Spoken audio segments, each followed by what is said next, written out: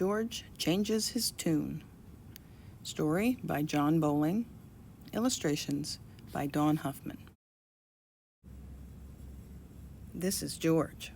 George is 6. George likes to sing. He likes to sing so much he sings every chance he gets. In the car, in the living room, and at the dinner table. And especially in the bathtub. But even though George is a very good singer, people cover their ears with their hands whenever he sings. That's because George only sings one song. That's right. Whenever George sings, it's My Bed's on My Head. Always. Never any other song. Even at sing-alongs, George always waits until all the songs are done, and then he sings My Bed's on My Head. Oh, my bed's on my head, and I'm feeling kind of red. Can I have a piece of bread, please? One night, after being serenaded, George's mother said, "When will you ever learn to sing another song?" "As soon as I hear one that's better," said George.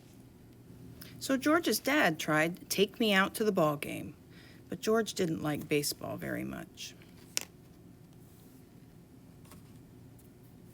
George's sister Annie tried the Hokey Pokey. George wasn't in the mood for dancing. Aunt Catherine even tried some Mozart. She sang Twinkle, Twinkle, Little Star, and George sat straight up and listened, but he didn't sing it. Then Ira, George's brother, had an idea. "What makes you think that song you sing is better than all the others?" he asked George. "Why is My Bed's on My Head so great?" "Because I made it up," said George, and he stood up with a big grin on his face and sang, "Oh, my bed's on my head, and I'm feeling kind of red. Can I have a piece of bread, please?" That night, after George had gone to sleep, there was a family conference. Ira told everyone about his plan to get George to stop singing that silly bed song. The family decided to give it a try, starting the next day.